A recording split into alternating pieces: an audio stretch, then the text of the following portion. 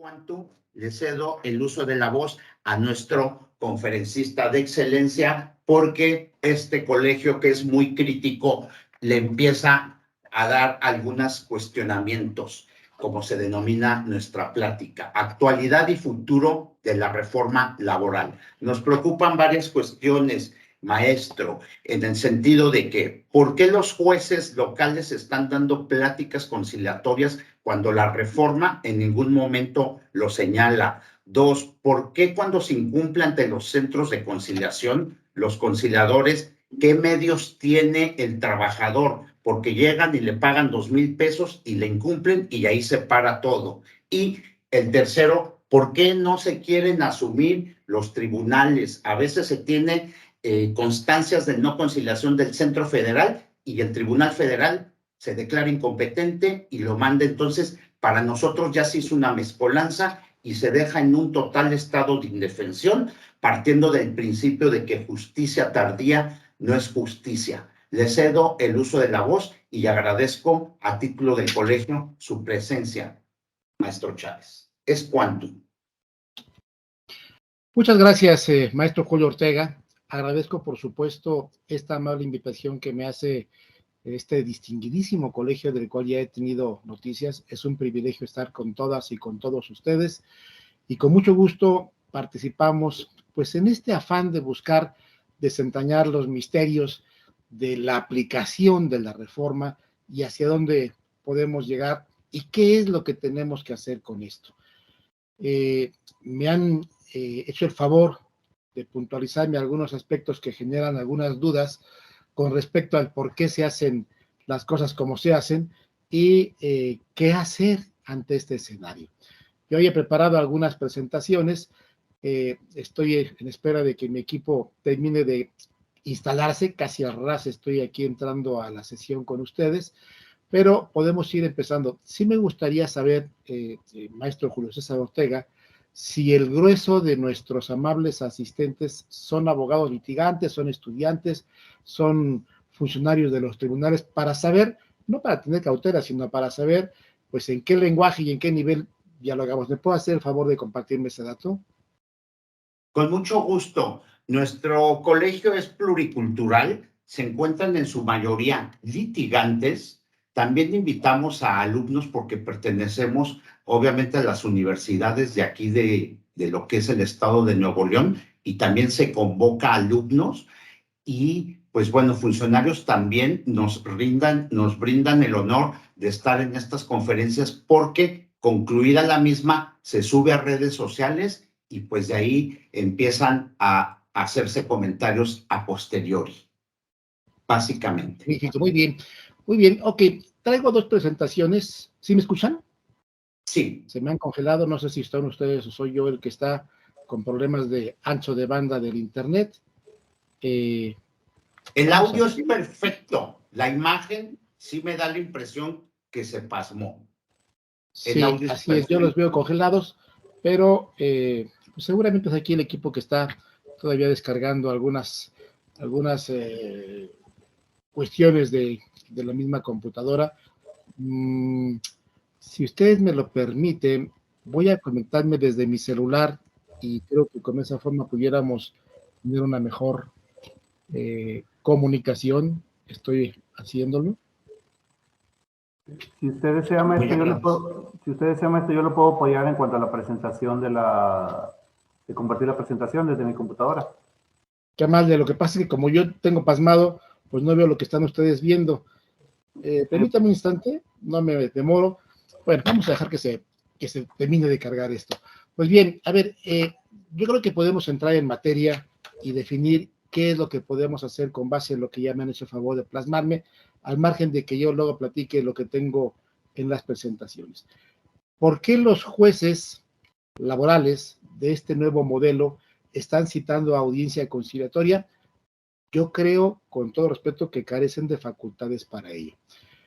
Hay dos dispositivos en la ley que pueden servirnos de marco para poder definir las cosas. Primero está, voy a hablar un poquito de memoria, el artículo 685 y o el 686, que establecen lo que se llama el principio de indisponibilidad del proceso. Así lo ha denominado la doctrina.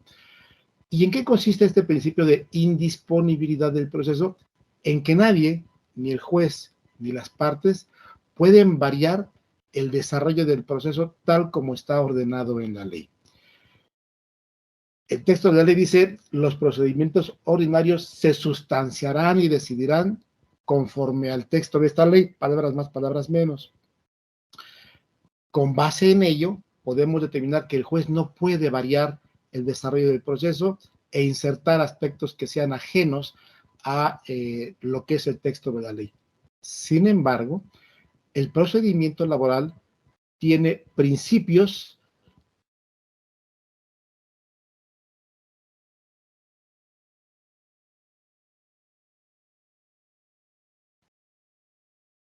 cuentas, podemos establecer que la propia establecer que el procedimiento laboral, dentro de sus diferentes características, es que es conciliatorio.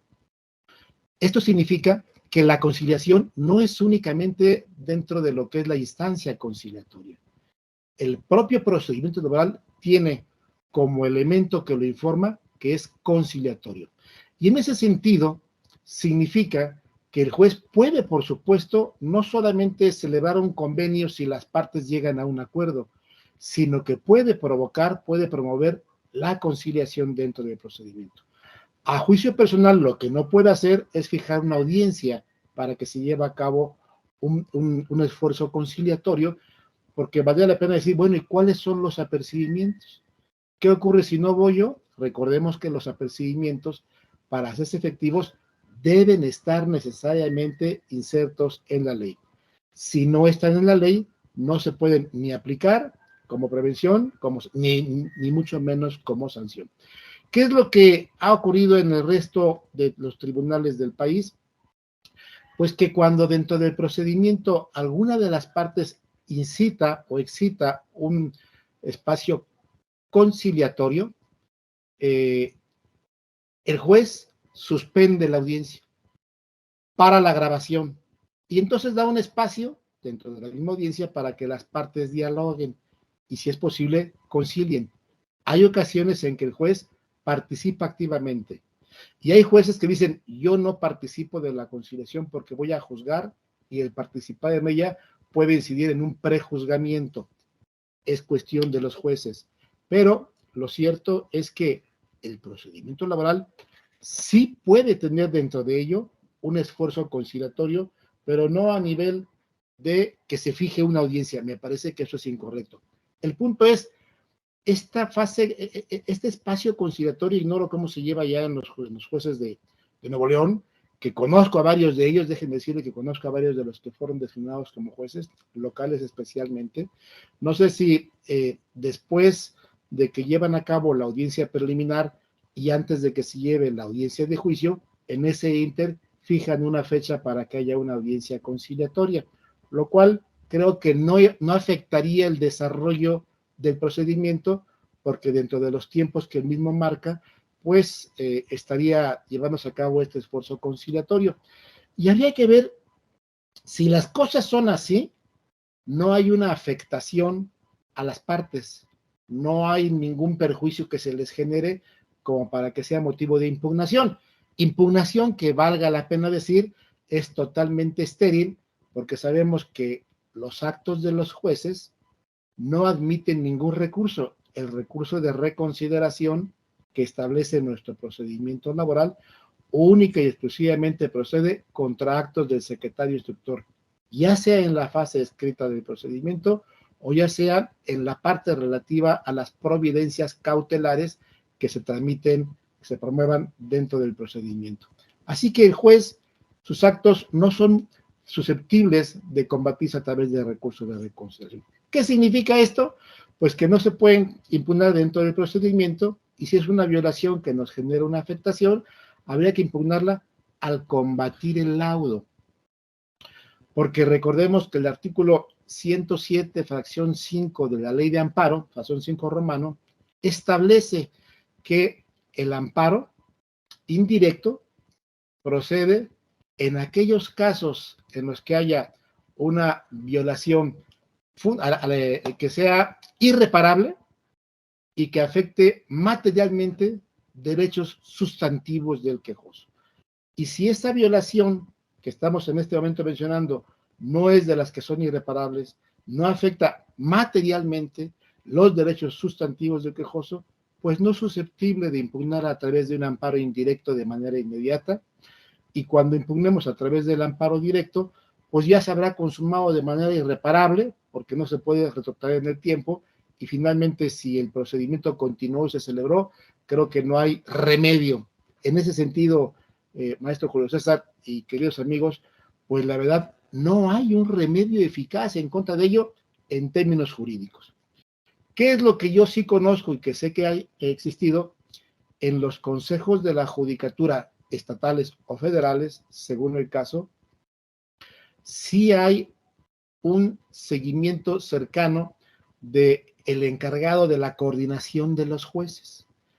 Y las quejas y reclamos ante ellos, por ejemplo, en el Estado de México, han sido muy eficaces para poder reencauzar la actitud de los jueces. En conclusión, no es jurídicamente correcto que el juez fije una fecha de audiencia conciliatoria. Si la señala en el inter de la audiencia preliminar y la de juicio, creo que no hay afectación. Grave sería si suspende el procedimiento para dar paso a un espacio conciliatorio. Ahí me parece que sí procedería inclusive el amparo indirecto para obligar al juez a que continúe el procedimiento, dado que suspenderlo violaría no solamente el principio de indisponibilidad del proceso al que me he referido, sino también el artículo 17 constitucional y el 14 y el 16. Eso sería por cuanto toca a este esfuerzo conciliatorio que hacen los jueces desde el personal punto de vista de su servidor.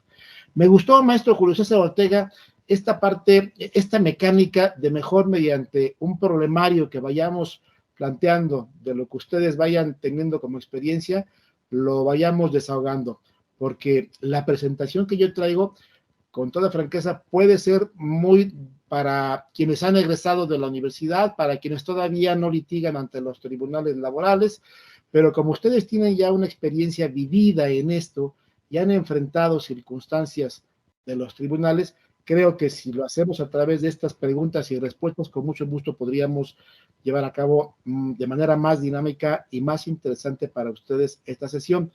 En la segunda parte de mi presentación, traigo ahí 20 aspectos que, así como este que ustedes mencionan, me parece que ameritan una revisión del marco jurídico que tenemos actualmente, de suerte tal que, hablando del futuro del derecho del trabajo, del procedimiento laboral, son aspectos que deben de modificarse y que deben de reajustarse.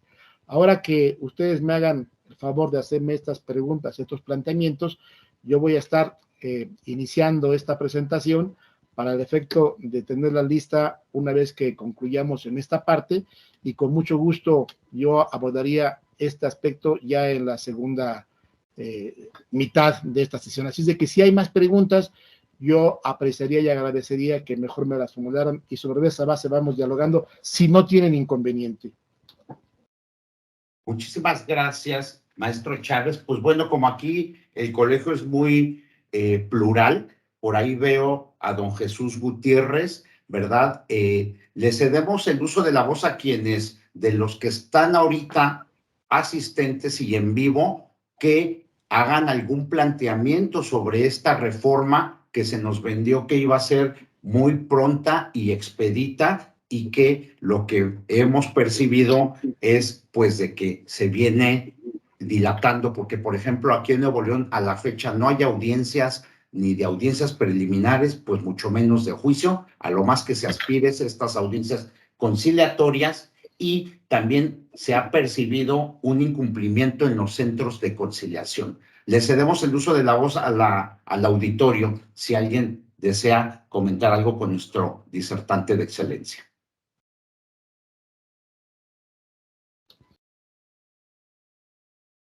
Si hay preguntas, encantado de recibirlas y con base en eso vamos mencionando. Ya me comentaba usted, maestro Julio César Ortega, el tema de los convenios incumplidos ante la instancia conciliatoria.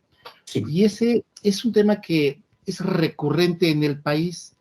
Resulta que yo he tenido la oportunidad de, pues ya participar, no solamente de manera previa con la formación de jueces, secretarios, instructores y conciliadores en el ámbito laboral, sino ya en la práctica misma. Y, por ejemplo, aquí en la Ciudad de México, hace 2 o 3 semanas, tuve la oportunidad de darles una plática a los compañeros del Centro de Conciliación y con mucha pena digo que faltó mucha formación, mucha preparación, porque carecen de los elementos de conocimiento jurídico suficientes para desempeñar exitosamente la función que han desempeñado. No hablo de todo el país, ni hablo de toda la gente, pero sí muchos de ellos, aunque tengan pues una buena intención, lo cierto es que no se está llevando a cabo el desarrollo de su función de manera exitosa. Y me he encontrado justamente con considerados que dicen, la parte empresarial, porque no es demandado, la parte patronal, incumplió el convenio que celebró y yo le he impuesto multas, me dice, para el efecto de obligarlo a que cumpla. Bueno, en ese sentido, la ley es muy clara. Un convenio que se lleva a cabo ante la instancia conciliatoria local o federal se eleva a categoría de laudo ejecutoriado pasado ante autoridad de cosa juzgada. Y la misma ley establece que si el pago es en parcialidades, debe establecerse una pena convencional equivalente prácticamente a los sueldos caídos, es decir, un día de salario por cada día que incumpla el obligado al pago. Pero si el obligado al pago, la parte patronal, no cumple, la función de la instancia conciliatoria carece de atributos para obligar al patrón a que cumpla. El convenio mismo, elevado a la categoría de laudo, es ejecutable ante el tribunal laboral vía la fase de ejecución, los medios de apremio, el embargo, la ejecución de los laudos. Cuando hay un incumplimiento ante la instancia conciliatoria, la instancia conciliatoria no tiene atribuciones y facultades para presionar, obligar o coaccionar al patrón incumplido, sino que con la copia certificada del convenio se acude directamente al tribunal laboral, directamente a solicitar auto de ejecución. No hay necesidad de homologar un procedimiento como sería en otras cuestiones arbitrales. El mismo convenio que está, por eso se dijo, se eleva a categoría de laudo ejecutariado pasado ante autoridad de cosa juzgada, con la copia certificada de ellos se acude al tribunal laboral y se solicita auto de ejecución y se inicia el procedimiento de ejecución en términos que la ley establece. Se tiene que dictar un acto de requerimiento de pago y embargo en su caso, como fuera cualquier laudo en los de antes o sentencia en los de hoy. Ese es el procedimiento que hay que seguir. El tribunal laboral no tiene atribuciones para obligar al patrón. Es triste, es lamentable, pero hay que entender que en la instancia conciliatoria no es una autoridad jurisdiccional, es una autoridad administrativa, es un organismo público descentralizado y es el tribunal el único que tiene los atributos necesarios para poder hacer cumplir las determinaciones y en este caso un laudo que hace un convenio que ha sido elevado a una categoría del laudo ejecutoriado y que con base en ello lo puede ejecutar. Ese sería mi comentario respecto al incumplimiento de los convenios por parte de los patrones que han celebrado convenio ante las instancias conciliatorias locales o federal. Si hay alguna otra pregunta, por aquí creo que hay alguien en el chat, déjame si puedo ver, no. Entonces, si hay preguntas, yo les suplico que por favor tengan la gentileza de formulármelas y yo encantado de hacerlo. Y si no, ya tengo yo aquí la presentación para ir viendo el problemario, pero me parece muy positivo e interesante ir respondiendo las circunstancias que se han presentado ante ustedes en su actuación ante los tribunales laborales. Si hay alguna otra cuestión, adelante, por favor. Buenas noches, maestro. Soy Héctor Iván Canto Treviño. Llevo clases con el maestro Julio César Ortega González. Tengo el placer de llevar clases con él en la Universidad Autónoma de Nuevo León. Y yo le expuse mi caso, que me comentaron que era el primer caso de incumplimiento de convenio en Nuevo León, de un convenio que se llevó a cabo en una conciliación prejudicial, y he tenido problemas para llevar a cabo su ejecución. Tenía dudas si era mediante un procedimiento especial, un procedimiento ordinario o un incidente. Ahorita con la explicación que dio ya me queda mucho más claro cómo llevarlo a cabo en la ejecución, pero incluso el conciliador me llegó a sugerir el romper los convenios que ya estaban hechos para no tener un incumplimiento. Dijo, pues los rompemos y hacemos nuevas fechas para pactar nuevas cantidades con las penas convencionales, pero para no tener un incumplimiento, porque no sabemos cómo ejecutar un incumplimiento.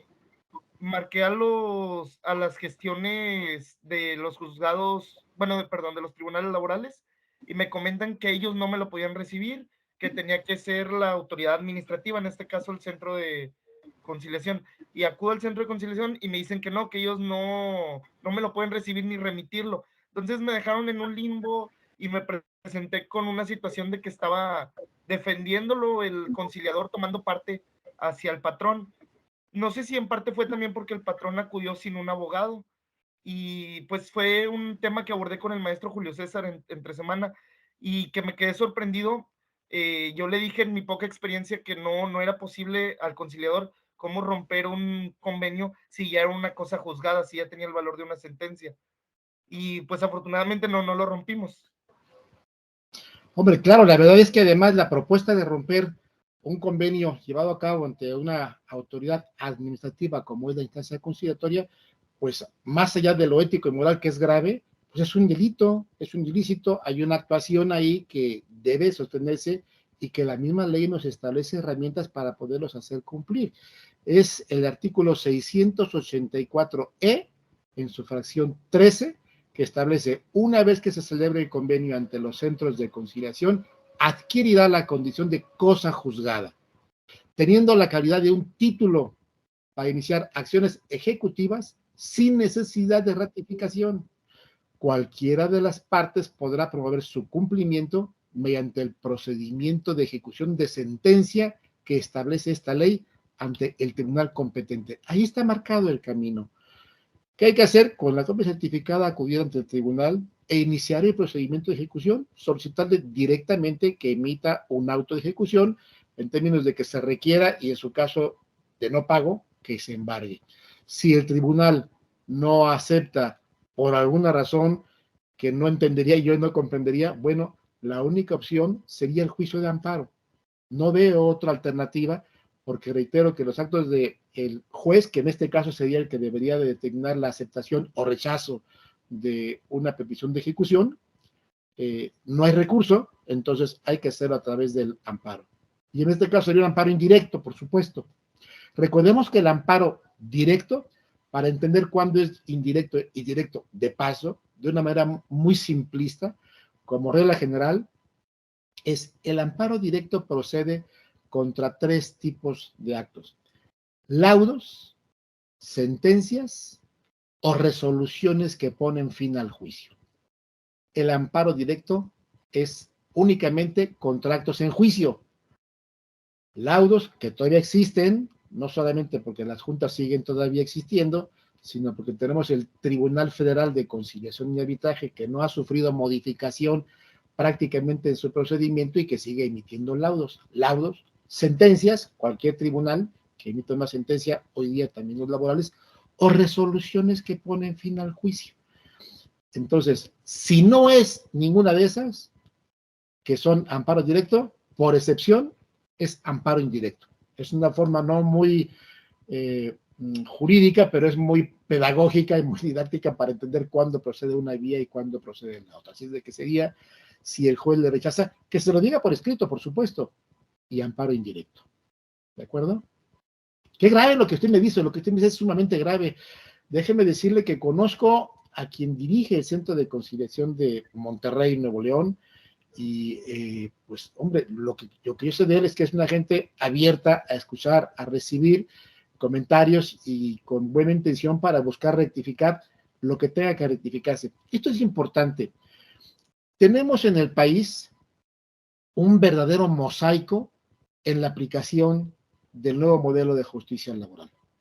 Esto obedece a que, lamentablemente, no todos los estados, no todas las entidades federativas, para ser más propio, prepararon con la oportuna anticipación a sus futuros, entonces, jueces laborales y secretarios instructores, así como a sus conciliadores. Y entonces muchos de ellos cumplieron únicamente con la ley. Y en consecuencia, pues hay un desnivel entre algunos que lo tomaron muy en serio y otros que están únicamente cumpliendo con la ley. Hay entidades federativas, y voy a decirlo, Oaxaca, por ejemplo, tiene hoy de ella más rezago que las propias juntas. ¿Por qué? Porque implementaron 2 jueces laborales. Pues no se dan abasto, por supuesto. Nuevo León, asumiríamos que por ser un estado tan desarrollado, con tanta inversión, con tanta industria, pues tendría un sistema laboral de primer mundo. Hay quienes han hecho un esfuerzo, pero no es igual en el Estado de México, que con un año de anticipación estuvieron preparando a sus jueces, que en otras entidades. Me tocó participar donde 2 meses antes, a prisas, estaban queriendo preparar a sus futuros jueces y que para poder bajar los recursos federales que estaban destinados como apoyo, tenían que cumplir con un determinado número de horas de capacitación. Y nos dijeron, oiga, necesitamos que nos den capacitación 12 horas diarias durante 2 meses. Pues eso es antipedagógico. Es totalmente, no tiene ninguna base didáctica. ¿Qué pasa después de 3 horas de algún estudiante? Pues que ya está el cerebro cansado, el cuerpo igual, y que ya no asimila. Entonces hay un desorden en ese sentido. Estamos en una curva de aprendizaje y yo creo que tomará algún tiempo para que tengamos algo más homogeneizado en cuanto al entendimiento, a la comprensión y a la aplicación del nuevo modelo de justicia laboral. Sí se me hace muy grave que le digan, oye, hay que romper, hombre, pues ahí tanto peca el que mata a la vaca como el que le agarra la pata, porque ambos estarían incurriendo en un ilícito. Jamás alguien desde esta postura académica le diría, oiga, rompan el convenio, que no haya el acuerdo que celebraron y vamos a tribunales. Imagínense lo que diría el patrón el día de mañana, el problema en el que se meten. No, hombre, la ley es la ley y hay que cumplirla. Y los abogados, que somos los custodios del Estado de Derecho, somos los primeros en promover, impulsar su cumplimiento y respetar la ley. Yo dijera, la ley le establece a usted mecanismos para ejecutar un convenio y mecanismos para impugnar la actuación de un juez o de cualquier autoridad que actúa desapegado al Estado de Derecho, a la ley y a la Constitución. Muchas gracias, maestro. Con mucho gusto. Si hay alguna otra pregunta, y si no, me arranco con mi presentación. Bueno, voy a poner de todos modos la presentación y si hay preguntas, pues con mucho gusto yo estaré atento. Déjenme ver si tengo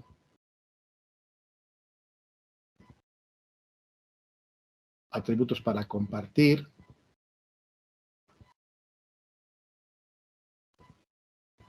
Sí, sí los tiene, maestro. Ok, sí, gracias.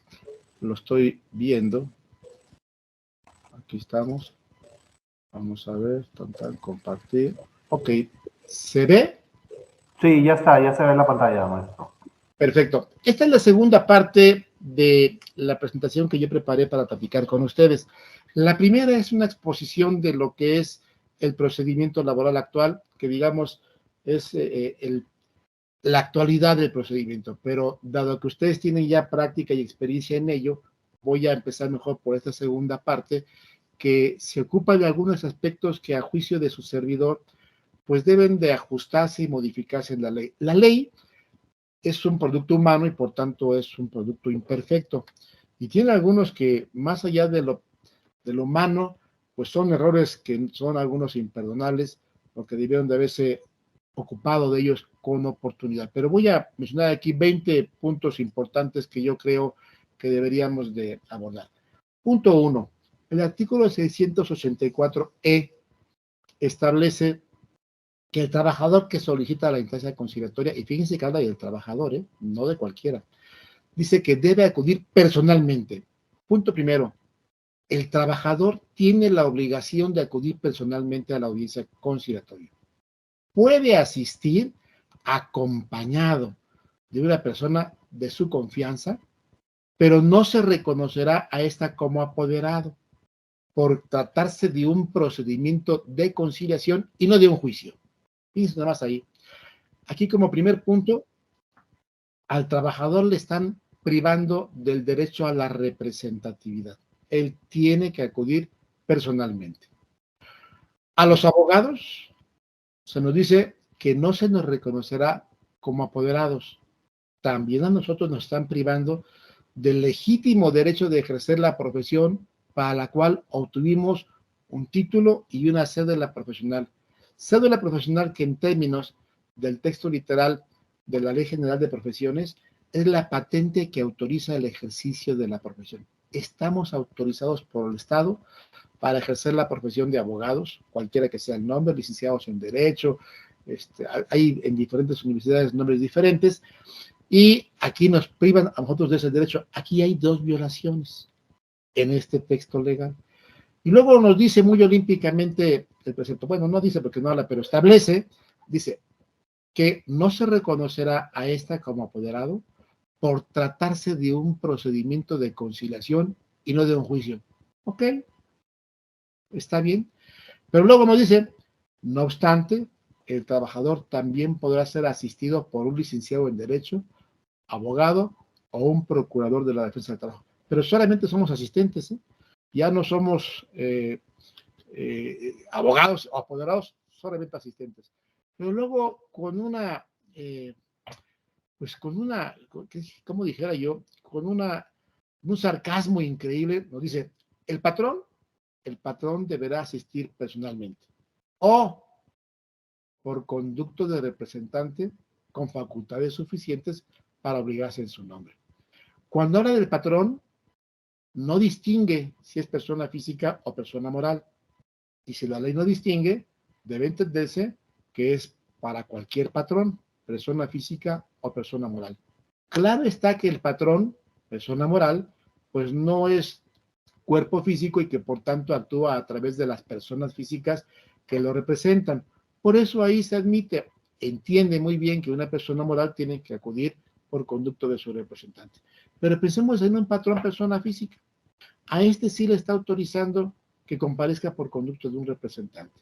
Pues no habíamos quedado que no se podía un apoderado, que también es un representante, o a la inversa, porque este es un procedimiento de conciliación y no de un juicio, como que no está siendo pareja la ley. A los trabajadores personalmente y a los patrones sí les admite que sean a través de un representante. Estos aspectos que les voy enumerando, este es el número 1, yo estimo que son aspectos que deben de reformarse. Está ya planteándose la reforma de la reforma, es decir, el corregir los errores, los vicios o las imperfecciones que la reforma está evidenciando. Y su servidor ha tenido la oportunidad de participar incluso desde el Observatorio Ciudadano de la Reforma Laboral, donde se diseñó de alguna manera las bases para el nuevo procedimiento, la reforma total, y que la mandamos a el gobierno federal con el entonces consejero de la presidencia, consejero jurídico, y cuando nos regresaron otra cosa con muchos cambios. Pero ya se está impulsando un esfuerzo importante para reformar la ley y son justamente los aspectos que yo me estoy permitiendo comentar ante ustedes. Como número 2, déjenme ver, ni somos apoderados ni somos representantes, ahora somos asistentes, háganme ustedes por favor. Que si eso es constitucional, a mi juicio no lo es, y que si es equitativo, pues menos todavía. De hecho, fíjense ustedes que la experiencia nos ha demostrado que hay centros de conciliación donde a los abogados, uno, ni siquiera los han dejado entrar. Otros, que cuando los dejan entrar, no los dejan ni hablar. Y entonces, ante eso, algún abogado del estado de Hidalgo, cuando el centro de conciliación no lo dejaba entrar y si hubiera entrado no lo dejaba participar, promovió un amparo indirecto, alegando justamente la violación a sus derechos fundamentales, y el juez de distrito emitió esta resolución que le otorga pues, una suspensión provisional. ¿Para qué efecto? Para que el centro de conciliación le permitiera el acceso y que le diera oportunidad de que ejerciera lo que la ley le establece. Entonces, este es el camino que debemos de seguir, licenciado Cantú Treviño y todos. El ejercicio del derecho, la ley nos da herramientas, ejerzámoslas. No tenemos necesidad de usar otras alternativas. Ahorita le comento, le doy la intervención, licenciado Cantú. El día de hoy, entre ayer y hoy, se estuvo difundiendo en los diferentes espacios de redes sociales una resolución de la Corte que establece que a la instancia conciliatoria, más bien, a la fase conciliatoria deben comparecer personalmente actor y demandado. Y que en esa parte, dice, los apoderados o representantes tienen una intervención mínima. Ojo, no hay que confundirnos. Eso que resolvió la Corte es relacionado con el procedimiento anterior, no con el actual. Recuerden ustedes, bueno, ustedes son muy jóvenes, pero cuando vino la reforma a la Ley Federal del Trabajo de 1980, se establecía prácticamente en la ley que actor y demandado deberían de comparecer personalmente. Y se decía personalmente y en persona. Y entonces se debatió mucho si el representante legal de las personas morales, el director general, que era el representante legal, o sea, el que la ley disponía, o podía ser un apoderado.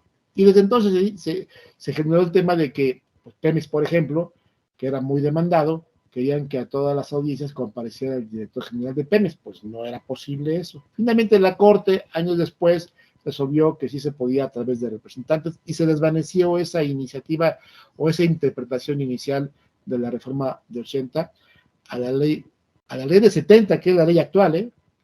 Hay que decir que en México solo hemos tenido y tenemos, tuvimos una ley del 31 y tenemos hoy la ley de 70. Son solamente dos. La de 70 es la que está vigente, no hay una ley diferente. Entonces, esta tesis de la Corte no hay que confundirla y pensar que está interpretando el nuevo procedimiento, interpretó el procedimiento anterior. En el procedimiento actual, este es el marco que está establecido en esta disposición que yo les mencioné, y si no nos dan intervención, pues hay que irnos al amparo, pedir la suspensión provisional del acto reclamado, y el efecto de concederla será para que la autoridad, en este caso la instancia conciliatoria, nos permita el acceso con las medidas preventivas que existían cuando estaba la pandemia o las que pueden existir el día de hoy, y que nos otorguen el ejercicio de las facultades que como representantes, abogados o asistentes, como dice la ley, nos corresponden. Ahora sí, licenciado Cantú, si usted quería decir algo, con mucho gusto. Sí, maestro, muchas gracias. En la página de web del Centro de Conciliación del Estado de Nuevo León, tienen un aviso y lo señalan como aviso importante. Es lo primero que ves al entrar a la página. Yo se lo leo a todos para ver cuál sería su opinión. Dice, al público en general, abogados litigantes, empresas y trabajadores, se les hace un atento recordatorio que las audiencias de conciliación prejudicial y en los convenios fuera de audiencia se requiere poder notarial, escritura pública en original o copia certificada y copia simple, igualmente de manera digital. Atentamente, Centro de Conciliación Laboral del Estado de Nuevo León. Bueno, asumo por pura lógica que se refiere a las actuaciones de una persona moral y que en ese sentido quien actúe por ella requiere obligadamente acreditar su representatividad, las facultades que ostente, y solamente podía hacer con un documento original que sería el instrumento notarial, y yo ahí tengo mi reserva de que no se admita un instrumento notarial vinculado con una carta poder que le faculte, porque el artículo 192 nos da esa posibilidad, pero originalmente es un instrumento notarial, obviamente en copia certificada, o el original, que nunca existe el original, eso es como las actas de nacimiento. Todos decimos, ¿tenemos el acta de nacimiento original? No, el acta de nacimiento original está en el libro de registro civil. Lo que nos dan es un primer testimonio o una copia certificada. Bueno, de los poderes es igual, el original está en el protocolo del notario y lo que nos dan es una copia certificada o un testimonio de la misma. Entonces, hay que exhibir ese. Si en ese la persona que tiene facultades para otorgar poder nos lo otorga en una carta poder simple, se satisfacen los requisitos que establece el artículo 692 y no habría ninguna razón para impedir que se reconociera esa representatividad y con base en eso se obligara, siempre y cuando la carta poder verdaderamente otorgue facultades para lo que se está haciendo, ¿no? Entonces, yo entiendo que esa nota del el centro de conciliación, pues le faltó decir las personas morales o jurídicas, ¿no? Que quizás sea más apropiado. ¿De acuerdo? Sí, es que, y como hace el anuncio al público general y a trabajadores, por eso es que abre ese lugar a la confusión de si el trabajador también está obligado a eso, y que yo, pues yo también comparto el pensamiento ese de que con una carta de poder simple ante dos testigos se podría satisfacer ese requerimiento por un Claro, trabajador. es correcto. Así es, licenciado Cantú. Muy bien. Muchas gracias, maestro. Si no hay más preguntas sobre este aspecto, continúo. Bien. 2. Fíjense ustedes, la verdad es que el legislador es bastante descuidado. Hoy día nos damos cuenta de cómo son las sesiones en los congresos, porque hoy tenemos acceso a través de la televisión y de las redes sociales. Y vemos el triste descuido que generalmente, y con excepciones como siempre, por supuesto, se lleva a cabo pues un debate que no es tanto jurídico, sino que es más bien partidario y de tintes políticos, y que no analizan con detenimiento las figuras jurídicas. Y resulta que en la ley existe una contradicción de términos que es grave, que es trascendental y que es importante. En términos jurídicos, un término se suspende o un término se interrumpe. Son figuras distintas y tienen efectos distintos. Todo lo que se suspende, y un término, por supuesto, no escapa a ello, se queda suspendido, se queda paralizado en el momento en el que la causa que genera la suspensión sobreviene. Es como un encantamiento. Encantado. Cuando la causa que generó esa suspensión termina, el término continúa donde se quedó. Esa es la suspensión de un término. Cuando un término se interrumpe, quiere decir que el conteo del número o de los días, en este caso, se anula y recomienza desde cero. Es distinto un término que se interrumpe a un término que se suspende. Y no es menor cosa. Es importante y es delicado por el tema de la prescripción. Si yo no entiendo esta diferencia, puedo cometer el error de presentar una instancia conciliatoria, mejor dicho, un juicio ante el Tribunal Laboral después de haber transitado por la instancia conciliatoria, pensando en que la interposición, o más bien la promoción del inicio de la instancia conciliatoria, interrumpió el término prescriptivo. No, el término se suspendió. ¿Y qué es lo que dice la ley? Bueno, pues el artículo 518 nos dice que prescriben en 2 meses las acciones de los trabajadores que sean separados del trabajo. Y nos dice, con acierto, que este término se suspenderá a partir de la fecha de la presentación de la solicitud de conciliación. ¿Qué significa esto? Que si un trabajador cuenta con 2 meses para presentar una demanda y a los 30 días inicia el procedimiento conciliatorio, los 30 días quedan ahí en suspenso. Y la instancia conciliatoria, que no debe durar más allá de 45 días naturales, no computan para su prescripción, porque el término prescriptivo ha quedado en suspenso, está suspendido. Cuando termine la instancia conciliatoria, de cualquier forma, el término de prescripción continuará donde se quedó suspendido. En este ejemplo, si al día 30 se presentó la solicitud de instancia conciliatoria, terminada la instancia conciliatoria, continuará con el día 31 de los 60 o 2 meses que tiene el trabajador. Eso es una interpretación y entendimiento adecuado de la suspensión del término prescriptivo. Pero ¿qué es lo que ocurre? Pues resulta que el artículo 521 nos establece en la fracción tercera que la prescripción se interrumpe por la presentación de la solicitud de conciliación. Pues ¿en qué quedamos? ¿La solicitud de conciliación suspende o interrumpe? Es claro que aquí hay una falta de técnica legislativa y que el artículo 521 erróneamente está estableciendo que la presentación de la solicitud de instancia conciliatoria interrumpe. Si esto fuera así, significaría que en el mismo ejemplo que yo les puse, que al día 30 el trabajador inicia su solicitud de instancia conciliatoria y termina el día que ustedes quieran de los 45, cuando esto terminara, si esto fuera como lo dice el artículo 521, estaría empezando en el día número 1.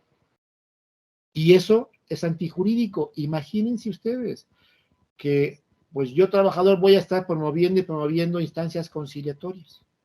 Voy a estar alargando el plazo prescriptivo porque cada vez que inicie interrumpo y cuando termine reinicio, pues no. Digo, además es ilógico, pero es antijurídico. Obviamente, la solicitud de instancia conciliatoria no interrumpe el término prescriptivo. Hay que tener mucho cuidado con ello, porque puede dar lugar a que al presentar una demanda, pensando en que se reinició el cómputo prescriptivo, acuda uno al tribunal cuando ya ha fenecido el plazo de 2 meses a que se refiere el artículo 518. Esto tiene que corregirse, esto tiene que rectificarse. Son los puntos que yo estimo que deben de irse rectificando de lo que es el texto de la ley. Punto 3. Bueno, este es un tema práctico que se planteó cuando todavía estaba en tránsito la implementación de la reforma y las juntas de conciliación tenían todavía abierta su oficialía de partes. Y alguien me decía, ¿qué pasa si, por ejemplo, en el Estado de México, donde ya inició la primera etapa de la implementación de la reforma, y hay tribunales laborales, presento mi solicitud de instancia conciliatoria? En términos del 518, se suspende el término prescriptivo. En el inter de la instancia conciliatoria, por lo que ustedes quieran, porque decido, porque me interesa, porque me conviene, abandono esa instancia conciliatoria y me voy a la Ciudad de México, por ejemplo, que están colindantes, y mejor inicio ante ella un juicio laboral, todavía en ese entonces, ante las juntas de conciliación y arbitraje. Problemas que se presentaban antes de octubre del año pasado, que fue cuando en la Ciudad de México se incorporó la tercera fase de la implementación de la reforma laboral, y que hoy día están todavía vigentes, no se han resuelto en definitiva. La pregunta era, oiga, el que yo abandone la instancia conciliatoria y que suspendió el procedimiento y me venga yo aquí a la Junta de Conciliación, ¿cómo se computa el término? Solamente vamos a suponer un poquito más grave, vamos a suponer que de los 60 días que tiene el trabajador, el día 57 o 58 inicia su instancia conciliatoria ante el Centro de Conciliación del Estado de México. Como eso suspendió, en algún momento se desiste, cierra y se viene a la Ciudad de México a la Junta de Conciliación y Arbitraje. Obviamente, los 60 días ya habían transcurrido. Pero la pregunta es, ¿eso suspendía el término o no lo suspendía? ¿Suspendía porque inicié una instancia conciliatoria o no lo suspendía porque ahora me vengo a la Ciudad de México, que es otra entidad federativa, donde no hay tribunales y hay juntas de conciliación? Ya es un tema ahora sí que únicamente para el comentario aquí, porque ya no aplica en el Estado de Nuevo León, no lo sé, pero evidentemente al ser sistemas procesales distintos, las reglas de uno no aplican al otro, y por ende la solicitud de instancia conciliatoria ante el Centro de Conciliación del Estado de México, la suspensión del término prescriptivo aplicaba, pero para el procedimiento nuevo en el Estado de México. Pero cuando se desiste de ese y se viene a la Ciudad de México, el término prescriptivo transcurre normalmente sin que esté suspendido por la instancia conciliatoria. Eso es lo que inclusive ya se ha venido resolviendo, no de manera definitiva, y está pendiente. Un tema que tiene mucho que ver con la conciliación como número 4. La conciliación implica renuncia de derechos. Es decir, cuando yo llego a un convenio después de que demandé indemnización por despido y que me rasgué las vestiduras porque tenía yo 5 o 10 años de antigüedad y me corrieron y tenía derecho a una indemnización, etcétera, y llego a una instancia conciliatoria y celebro un convenio donde en lugar de que me den 3 meses, me van a dar mes y medio y a lo mejor parte o nada de la prima de antigüedad, ¿hay renuncia de derechos? ¿Se puede anular ese convenio alegando que existe renuncia de derechos? Bueno, me parece que hay que entender o hay que partir de la base del análisis de si definir lo que es la expectativa de derechos frente a derechos adquiridos y la naturaleza de los laudos y las sentencias de los tribunales laborales, si son declarativos o son constitutivos de derecho. Pues respecto al primer punto, se ha salvado el tema de que se puede llevar a cabo un convenio cuando un trabajador alega que tiene ciertos derechos, como puede ser el derivado de un despido injustificado, bajo la posición de que no se ha declarado el derecho, no se ha resuelto la controversia y que lo que el trabajador tiene es una expectativa de derecho y no un derecho adquirido.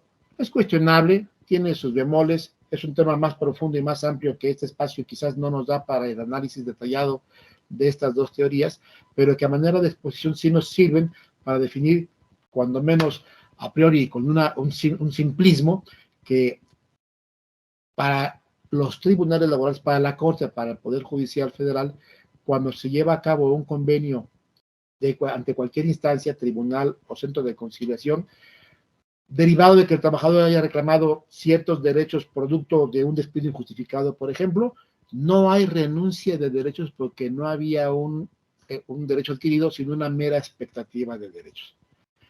La otra postura, que me parece también muy profunda y muy interesante, es cuál es la naturaleza de los laudos ante las juntas o las sentencias hoy ante los tribunales laborales. ¿Son de carácter declarativo de derechos o constitutivo de derechos? ¿Cuál es la diferencia? El declarativo de derechos consiste en que el tribunal resuelve que el demandante sí tenía el derecho que reclamó desde la fecha y momento en que dice que nació el derecho. Una sentencia que es declarativa es una que establece un marco normativo de obligaciones y de derechos para las partes a partir del momento en el que esa resolución se emite y o causa definitividad. Voy a dar un par de claros ejemplos para distinguir uno y otro. Cuando se reclama indemnización por despido y el trabajador afirma que sufrió esa separación injustificada, déjenme poner el ejemplo, el día 30 de noviembre del 2022, y después de un procedimiento el tribunal resuelve que efectivamente se demostró que fue despedido, o que el demandado no acreditó sus defensas y excepciones y que por tanto tiene que tenerse por cierto el despido, el tribunal está siendo declarativo de derechos, es decir, dice sí, tienes razón, tenías el derecho desde el momento en que tú fuiste despedido y declaro que desde entonces tenías ese derecho y por eso condeno a los sueldos caídos de entonces y para acá. En cambio, una sentencia que es constitutiva de derechos es aquella que a partir de su emisión se generan derechos y obligaciones para las partes. Un claro ejemplo son los conflictos colectivos de naturaleza económica, donde el patrón acude ante el tribunal a solicitar la redefinición, el reajuste de las condiciones generales de trabajo, normalmente, obviamente, para reducir salarios, prestaciones, dado que acredita o pretende acreditar que la condición económica de la empresa no permite mantener por su productividad, porque se cayó el mercado o por X circunstancias, no permite mantener las condiciones actuales y entonces el tribunal puede resolver procedente ese conflicto colectivo de naturaleza económica e imponer a partir de entonces nuevas condiciones de trabajo. Esa es una resolución constitutiva de derechos. El derecho no existía antes, existe a partir de que la sentencia se emite. Si nos vamos al tema de los procedimientos laborales, cuando el trabajador reclama un derecho y lo demuestra en juicio, el tribunal declara la existencia de su derecho. No constituye un derecho a partir de sí mismo. El trabajador tiene el derecho derivado de su despido desde el instante en que es despedido. Claro, si el patrón no le paga lo que la ley establece, ante ese conflicto, el trabajador acude para que el tribunal declare si tenía o no razón, es decir, si tenía o no tenía ese derecho. Esa es la diferencia. ¿Qué pasa entonces en los convenios? Bueno, lo cierto es que un laudo es declarativo del derecho que el trabajador conoció, salvo, reitero, el caso del conflicto colectivo de naturaleza económica. En materia laboral es un caso muy claro que lo ejemplifico. De tal manera que si el Estado no ha resuelto esta declaración de derecho que el demandante, trabajador en este caso, solicita, pues bueno, no existe conflicto en que se pueda llegar a un acuerdo para resolver la diferencia entre ellos y poder llegar a un convenio. Esos son los razonamientos que el Poder Judicial Federal ha realizado, no son los míos, concuerdo con ellos, puede haber debate, pero ese es el punto que ahí se establece. Yo creo en consecuencia que este debate o esa pugna o ese calificativo o descalificativo de que la conciliación es inconstitucional o es inválida porque es renuncia de derechos, no prospera por estos aspectos que les he comentado. Un tema procesal que me parece importante y que tiene mucha actualidad. ¿Qué establece la ley hoy con el texto reformado en el nuevo procedimiento? Respecto a la ampliación de la demanda, nos establece en el artículo 873 que el tribunal solo podrá admitir la ampliación de la demanda en caso de que en la contestación a la misma se hayan hecho valer hechos novedosos de los cuales el actor no haya tenido conocimiento al presentar su demanda. Si estamos hablando de esta hipótesis, es decir, que el demandado ya contestó a la demanda, estamos hablando del momento de la réplica dentro del nuevo procedimiento. Recordemos que en el procedimiento actual, en la fase escrita, se inicia con la presentación de la demanda, se emplaza al demandado, se le otorgan 15 días para que conteste. Con su contestación se le da vista a la parte actora, quien formulará réplica. Puede ofrecer nuevas pruebas el trabajador con respecto a la réplica y con respecto a las pruebas de la parte demandada, pero sería en ese momento cuando el trabajador podría ampliar su demanda, solamente cuando en la contestación haya hechos novedosos que el trabajador no haya tenido conocimiento de ella. Y me parece que esta restricción que la ley, impone al tribunal es excesiva y que no responde a lo que es el procedimiento. Hay que distinguir proceso de procedimiento y juicio. Y cuando se conforma la trilogía procesal, que es actor, demandado, juzgador, inicia el juicio. Es decir, cuando hay un demandante, cuando hay un juzgador y cuando se emplaza el demandado. Cuando no se emplaza el demandado no hay juicio, hay proceso, hay procedimiento, pero juicio hasta que ya está la trilogía inicial. Entonces, si todavía no inicia el juicio, ¿puede o no puede el actor ampliar su demanda? El procedimiento actual tiene una gran homogeneidad con el procedimiento laboral burocrático federal. Es decir, el que se lleva a cabo ante el Tribunal Federal de Conciliación y Arbitraje en aplicación de la Ley Federal de los Trabajadores al Servicio del Estado, que igual también prácticamente establece una fase escrita del procedimiento y una fase oral.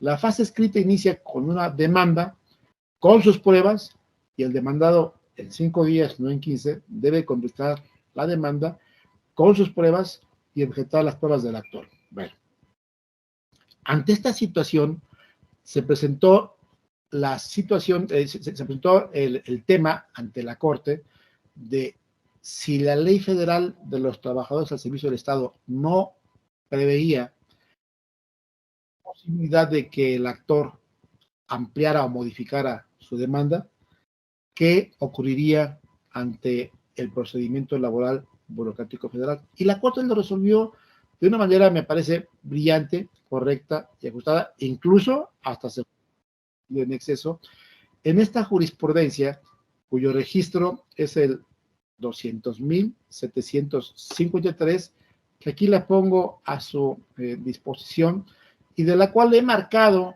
con texto amarillo la parte fundamental. Después de hacer un análisis, la Corte, a través de la segunda sala, desde 1995, y referido únicamente al procedimiento burocrático federal, laboral, concluye diciendo, por ello, se infiere del propio procedimiento que la oportunidad para realizarla, a impresión de la demanda, se da durante la etapa escrita, claro, y hasta el momento en que la demandada conteste la demanda o venza el término para la contestación, ya que es en ese momento procesal en que se cierra la litis, no pudiendo plantearse con posterioridad nuevas acciones al cierre de este momento procesal, admitiéndose la ampliación en los términos apuntados, resulta lógico que deberá correrse tratado para que se conteste la ampliación. Entonces, ¿qué es lo que nos dijo la Corte en un caso totalmente similar al que tenemos actualmente? Sí, sí se puede ampliar la demanda, siempre y cuando todavía no se haya vencido el término para que la demandada conteste, o bien que no haya contestado la demanda. ¿Qué tenemos en la Ley Federal del Trabajo con nuestro nuevo modelo? Pues que no se admite la ampliación más que en el momento de la réplica y siempre y cuando se trata de hechos desconocidos para el trabajador, solamente en ese tipo de casos, que sean novedosos y que sean desconocidos para él. Me parece que eso restringe el derecho del trabajador, porque de acuerdo a esto, presentada la demanda, ya no puede ampliarla o modificarla. Y eso me parece que no responde a la concepción de lo que es un juicio. Mientras no haya juicio de inicio, mientras no se emplace al demandado, yo no veo por qué razón no se pueda modificar la demanda. Y me parece que en este sentido, la ley sí debe de modificarse para permitir que antes de que se emplace se modifique, no hay ningún impedimento, cuando menos por una sola ocasión. ¿De acuerdo? Bien. Esto ya está, creo que muy superado y yo asumo que por todos ustedes. Tenemos en materia laboral los llamados incidentes de previo y especial pronunciamiento. Históricamente, estos incidentes de previo y especial pronunciamiento, personalidad, acumulación, nulidad, excusas, incompetencia, lo que generaban es que la autoridad laboral suspendiera el procedimiento. Decían, es que es de previo y especial pronunciamiento. Y entonces en automático suspendían el procedimiento. Incluso en un exceso se llegó a utilizar por abogados pues habilidosos como una táctica para suspender el procedimiento y las audiencias cuando tenían la necesidad de hacerlo. ¿Y qué hacían? Pues en la mera audiencia planteaban un incidente de nulidad, de lo que ustedes quieran, aunque fuera improcedente, pero con base en ello obligada la autoridad laboral a darle curso a ese incidente, suspendían el procedimiento. Yo tengo un juicio, déjenme decirles a ustedes, en el que me acaban en octubre, me pidieron que participara en ese juicio, donde tenían año y medio en el que el procedimiento principal estaba suspendido porque el demandado promovió un incidente que dijo es innominado, consistía en que, dado que el actor había demandado su reinstalación y ellos habían investigado y detectado que el trabajador estaba laborando en otro lado, planteaban el desvanecimiento de la acción, dado que, dicen, el actor no puede venirse a trabajar conmigo porque ya está trabajando en otro lado. Una cosa así, de esa medida, ese tamaño. Bueno, pues la Junta, con ese incidente, suspendió el procedimiento. Y ese incidente, pues, es un juicio complejo, el trabajador es internacional y laboraba en diferentes países de Europa, de Asia y de América, y entonces se tenía que pedir informes a diferentes entidades públicas y privadas de diferentes partes del mundo. Y entonces el procedimiento duró cuando menos año y medio suspendido en lo principal, dándole causa a este incidente innominado de desvanecimiento de la acción, que pretendía que como el actor había demandado reinstalación y ya estaba trabajando en otro lado, era imposible que se pudiera concretar la acción. Hablamos con la presidenta, gestionamos, le dijimos, oiga, esto no tiene fundamento porque la ley no establece que se deba suspender el procedimiento, y no hubo poder humano que la convenciera. ¿Qué tuvimos que hacer? Bueno, haber un juicio de amparo indirecto por denegación de justicia y establecer, está violando el principio de indisponibilidad del procedimiento y está violando la jurisprudencia que establece lo que enseguida les voy a comentar a ustedes. ¿Qué dijo la jurisprudencia? En materia laboral no hay incidentes de previo y especial pronunciamiento. Su promoción, corrijo, no hay incidentes de previo y especial pronunciamiento que suspendan el procedimiento. Es decir, esos incidentes no suspenden el procedimiento. ¿Por qué razón? Pues simplemente porque la ley no lo dispone. A veces estamos muy como dogmatizados y escuchamos previo y especial pronunciamiento significa suspensión del procedimiento y no es así. ¿Qué significa previo y especial pronunciamiento?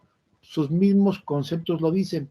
Previo quiere decir que amerita una resolución antes de que se dicte resolución definitiva. Y la parte que se refiere a especial pronunciamiento significa que debe ameritar una resolución incidental propia. O sea, debe resolverse el incidente, debe resolverse la cuestión antes de que se resuelva en definitiva y con una resolución específica, pero no suspende el procedimiento. Aquí está la jurisprudencia. Esta jurisprudencia es emitida por la segunda sala de la Corte desde hace 3 años. Y si bien se refiere obviamente al procedimiento ante las juntas, aplica perfectamente al procedimiento ante los tribunales. Así es de que, salvo que la ley disponga que se suspenda el procedimiento con un incidente, ningún incidente, así sea de previo y especial pronunciamiento, ninguno de estos incidentes debe suspender el procedimiento. Hay uno solo, que es el de personalidad en el nuevo modelo actual, pero de ahí en fuera, ninguno otro. Otro aspecto número 7. Fíjense ustedes que es una cosa pues insólita e increíble que no sé si a ustedes les haya pasado. Les quiero comentar que en la posición que yo tengo, yo soy coordinador nacional de la Comisión de Trabajo de la Barra Mexicana, Colegio de Abogados, presido la Academia Mexicana de Derecho Procesal del Trabajo y dirijo el Instituto de Posgrado en Derecho, que es una institución educativa que imparte especialidad, maestría y doctorado, que con modestia de fuera es la institución en nivel de posgrados más relevante en el país. De hecho, hemos dado nuestras maestrías y nuestros doctorados allá, en Monterrey, Nuevo León, en el espacio de Coparmex. Entonces, en esas actividades, tuvimos, repito, la oportunidad de preparar y formar a los que serían futuros jueces laborales y secretarios instructores. Y llevamos a cabo muchísimos simulacros de audiencias preliminares y de juicio. Y en la audiencia preliminar nos dimos cuenta de un grave error que la ley contiene. ¿Cuál es el error? Bueno, si ustedes observan el artículo 873E, nos establece el orden de la audiencia preliminar, el objeto de la audiencia preliminar.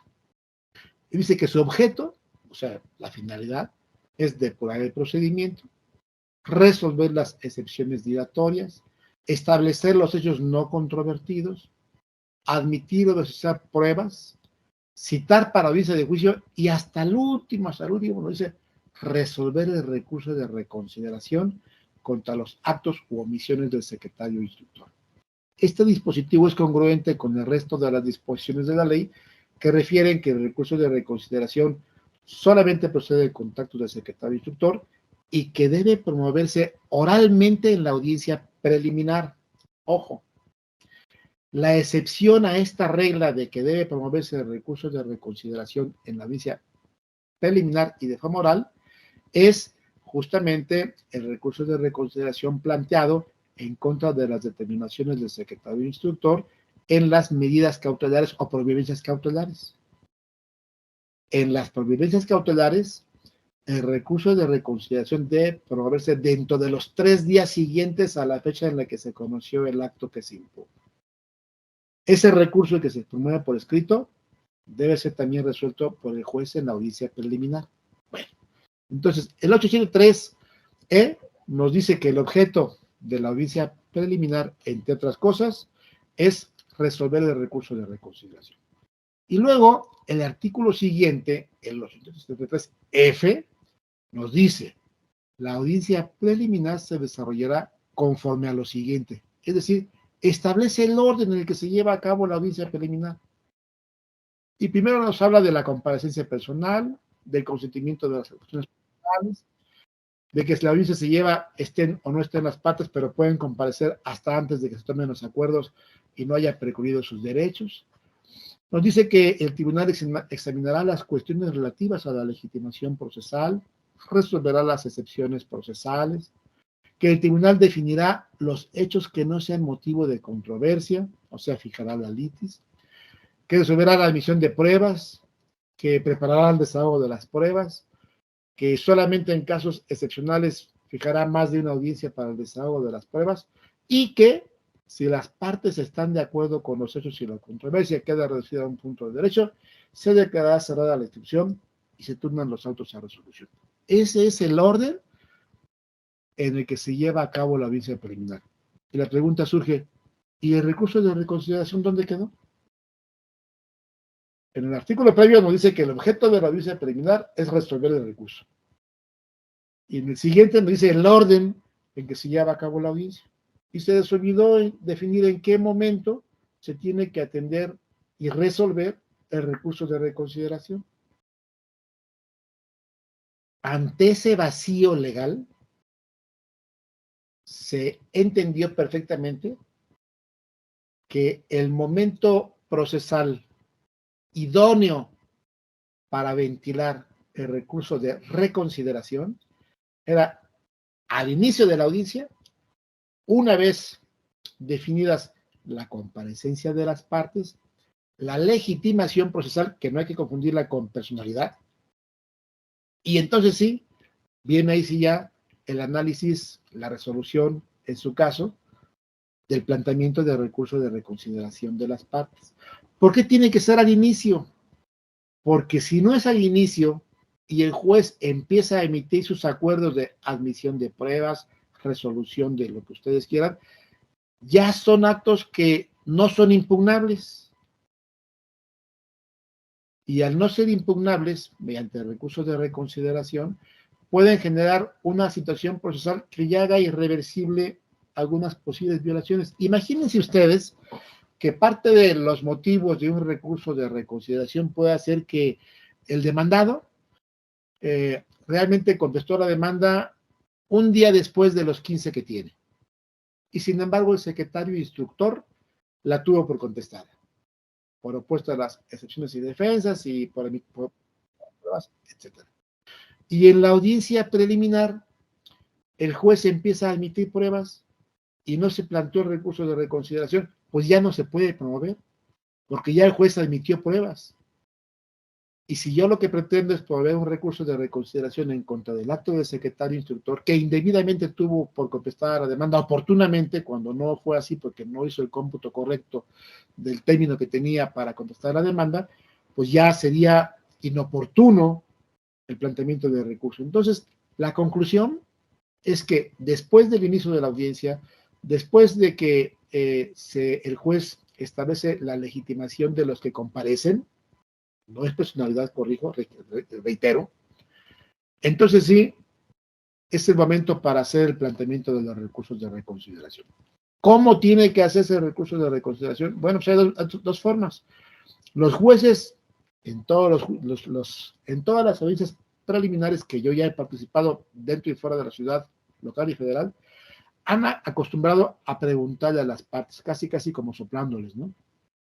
Alguien quiere plantear un recurso de reconsideración y ya no están dando el espacio para hacerlo. Pero si el juez no lo hiciera, es indispensable solicitar el uso de la palabra para hacer el planteamiento, la promoción del recurso de reconsideración. Porque reitero, si el juez empieza a dictar sus acuerdos, le está dando firmeza a ellos y esos no son impugnables, y un recurso de reconsideración, en el ejemplo que les he puesto, una vez que el juez ya admitió pruebas de la parte demandada, pues ya no lo puede revocar el propio juez. Entonces, no sería ya oportuno el planteamiento del recurso de reconsideración. ¿Qué es lo que hay que hacerse? Pues que el artículo 873F, que establece el orden en el que se debe llevar a cabo la audiencia preliminar, debe establecer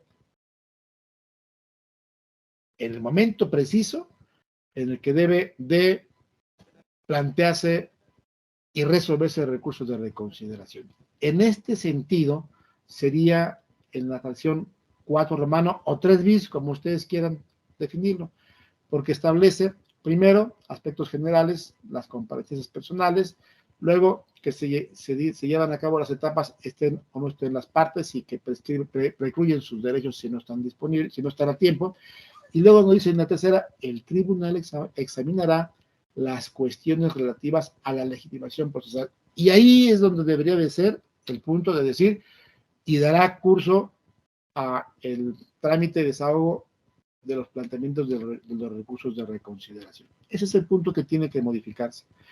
Porque si el juez no hace esta observación y las partes no excitan al juez para que les dé oportunidades de ese planteamiento, pueden perder la oportunidad idónea y procesalmente oportuna para hacer ese planteamiento. Este es un aspecto de fondo que no es tanto de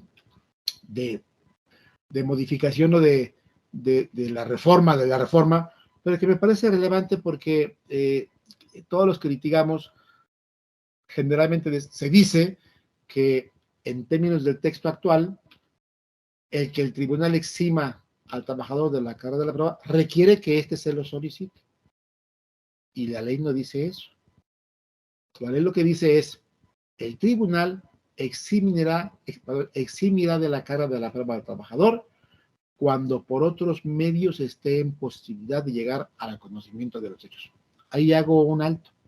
Es una obligación del tribunal, no es una opción, es una obligación porque es un mandato imperativo. El tribunal eximirá, es un mandato. ¿Cuándo? Cuando esté en posibilidad de llegar al conocimiento por otros medios. Y ahí nos dice ya, para eso, para ese efecto, ya sea que el trabajador lo pida o que el tribunal, de considerado necesario, requiera al patrón que exhiba documentos que, de acuerdo con las leyes, tenga obligación legal de conservar. Entonces, hay que entender que no es a petición del trabajador necesariamente, sino que es una obligación del tribunal eximir. Y esto es importante porque si el tribunal no lo hizo, procede a amparo directo contra la sentencia que se emita, si nos genera afectación, si es que el tribunal no hizo esta exhibición de la carga de la prueba y eso generó una afectación al trabajador. Hay temas que la ley no resuelve porque, en verdad, la realidad superó la imaginación del legislador. Prueba en contrario en caso de rebeldía, es decir, si el demandado no contestó la demanda. No contesta el trabajador, perdón, no contesta el demandado la demanda, se tiene por admitidas las peticiones del actor. Acuérdense que a diferencia del procedimiento ante las juntas, si el demandado no contestaba, se tenían por presuntivamente ciertos los hechos de la demanda. Hoy, si el demandado no contesta, se tienen por admitidas las peticiones del actor. En ambos casos, salvo prueba en contrario. Y en ambos casos, esa prueba en contrario debe ser para que el patrón acredite que no era el trabajador, que no existió despido o que no son ciertos los hechos de la demanda. Pero el punto es el siguiente: si el secretario instructor tuvo al demandado por no contestar a la demanda y en la audiencia, voy a replantear el tema. En la audiencia preliminar, el actor objeta la personalidad. Déjame ver cómo lo puse aquí el ejemplo. Ok, no, ya. Perdónenme ustedes. El secretario instructor tuvo por contestada la demanda, el demandado evidentemente, dado que le reconoció la personalidad que dijo ostentaba para poder acreditarla y contestar la demanda. En la audiencia preliminar, el trabajador plantea el recurso de reconsideración en contra de los actos del secretario instructor, consistentes justamente en tenerle por reconocida la personalidad y, por tanto, por contestada la demanda. ¿Qué pasa si el juez declara procedente el recurso de reconsideración? Pues que entonces se va a tener por no reconocida la personalidad de quien contestó la demanda por el demandado, por admitida las peticiones del actor sobre la prueba en contrario. ¿Y qué pasa con la audiencia? Resulta que el demandado tiene derecho, de acuerdo con la ley, a ofrecer prueba en contrario. ¿Cuándo lo va a hacer el demandado? Pues no hay otro momento más que la propia audiencia preliminar. En ese momento el demandado debe ofrecer prueba en contrario para acreditar cualquiera de las tres opciones que yo he mencionado. ¿Y qué pasa con el actor una vez que el demandado ofrece la prueba en contrario? Estoy obligado en ese momento a objetar las pruebas del demandado y quizás a ofrecer pruebas en relación a las pruebas en contrario que ofreció el demandado. Pues es un tema que la ley no previó y es entendible. Es un tema que la ley no previó y que ya se ha dado en la práctica. La ley establece que la audiencia preliminar no debería de suspenderse. Sin embargo, es evidente que en este caso no hay forma de evitar que la audiencia preliminar se suspenda. Si le están teniendo por contestada la demanda al demandado, admitiendo las peticiones del actor por no haber acreditado su personalidad a consecuencia de ser procedente el recurso de reconsideración que el actor planteó, deben darle un término a la demandada para que ofrezca prueba en contrario.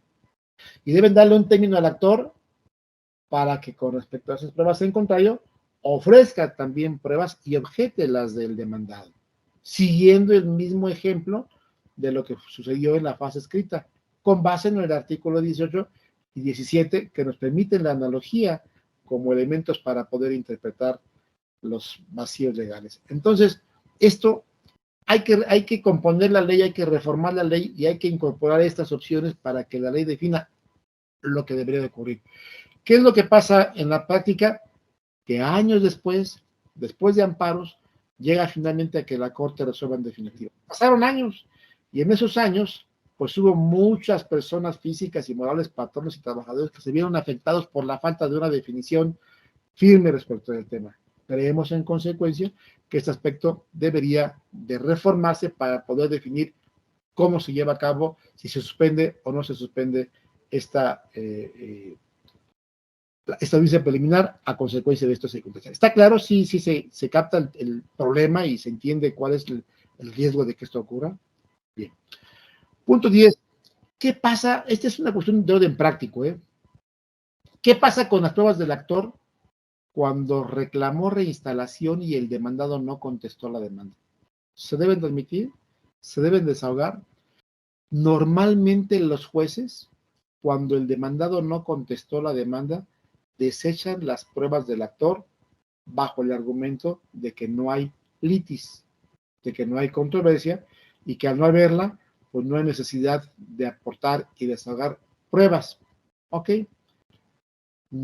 Pero es muy distinto que el juez nos deseche a que nosotros nos desistamos de las pruebas. Parte actor, hablo yo de parte actor. Déjenme hacer un paréntesis y comentarles que su servidor, aparte de estas posiciones que he mencionado, pues soy un litigante, yo tengo 42 años litigando, y yo asesoro trabajadores, patrones, sindicatos y todo lo que se mueva y pague. También hacemos labor pro bono, pero en ese sentido tenemos la experiencia de representar a todas las partes que puedan ser contendientes en un procedimiento. Y entonces, he visto cualquier cantidad de hipótesis, de casos, en los que el apoderado del actor, dado que al demandado no se le tuvo contestada la demanda por aspectos del término ahora o por personalidad, dicen, ¿para qué ofrezco pruebas? Y se desisten de las pruebas que ofrecieron. Creo que es un error. He visto muchos casos, ¿para qué entrampo el procedimiento? ¿Para qué lo alargo? Si el demandado ya no contestó la demanda, pues ¿para qué aporto pruebas y me desisto de ellas o no, o retiro las que había ofrecido, según el caso, para ser más técnicamente preciso? Eso me parece que es un error, porque resulta que si el demandado promueve amparo en su momento, logra éxito, la concesión del amparo va a ser para que se reponga el procedimiento y que le tengan por contestada la demanda y por ofrecidas sus pruebas. Y el actor, si se desistió de las propias, se quedó sin pruebas. Entonces, ojo, no hay que desistirse como parte actora de las pruebas que ofrecieron, aunque el juicio se vaya en rebeldía. Mejor que el tribunal las deseche. Si el tribunal las desechó y ocurre esta reposición procesal que les comento, también deberían ser admitidas las nuestras porque fueron desechadas bajo una hipótesis ya inexistente, que no había contestación de la demanda. Pues lo comparto como una experiencia de carácter, pues, de experiencia procesal. ¿Qué nos dice el artículo punto 11, 873b respecto del ofrecimiento del trabajo? En caso de que el patrón realice el ofrecimiento del trabajo, el trabajador deberá pronunciarse al respecto al formular su réplica. ¿Y qué más? ¿Qué pasa si no contesto? Hay tribunales que están apercibiendo con tener por perdido el derecho o por no aceptado el trabajo. Hay jurisprudencia que establece que no me pueden, ya lo dije antes, aplicar un apercibimiento ni hacerlo efectivo si no está en la ley. Y es que la ley no dijo nada de qué pasaría si el trabajador no contesta ese ofrecimiento de trabajo. No habiendo una sanción procesal, no debe aplicarse ninguna. Pero voy más lejos. El artículo dice que deberá pronunciarse al formular su réplica. Bueno, yo puedo pronunciarme en cualquier sentido. No hay nada más dos opciones. No es aceptar o rechazar. No me dice eso la ley. No me obliga. Me obliga a que me establece que me pronuncie. Es una norma imperfecta porque no establece sanción. Pero yo puedo pronunciarme en cualquier sentido. Se me ocurre, por ejemplo, en este momento pensar en que yo respondiera, pues, desahogo el requerimiento y me reservo responder al momento en el que conozca el desahogo de las pruebas. Por ejemplo, se me ocurre decirlo, ¿no? Bueno, estoy acatando la disposición legal que me obliga a pronunciarme, no a decir sí o a decir no.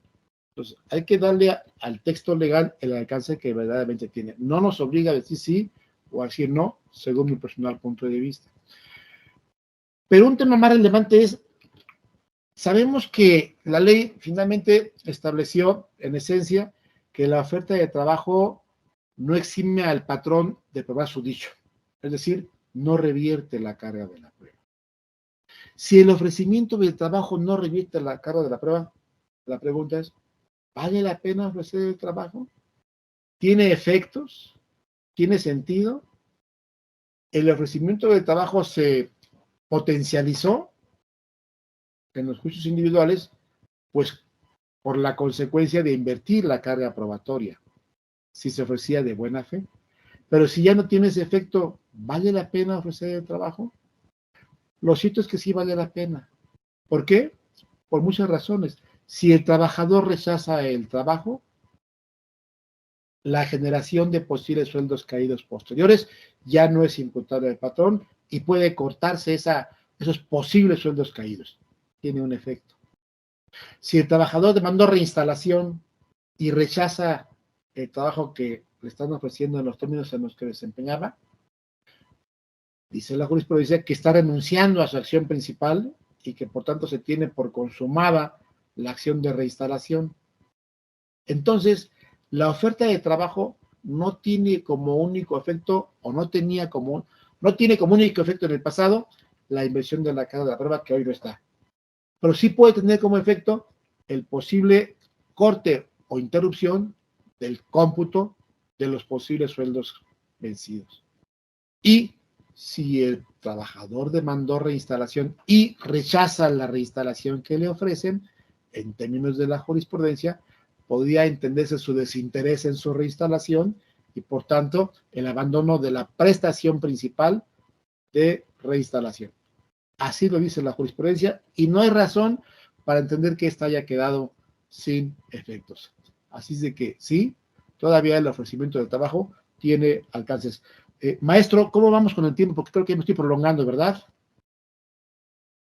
Pues la verdad es que lo dejamos a su libre albedrío, estamos muy entretenidos y pues con una noche de bastante conocimiento y lo dejo a su libre albedrío.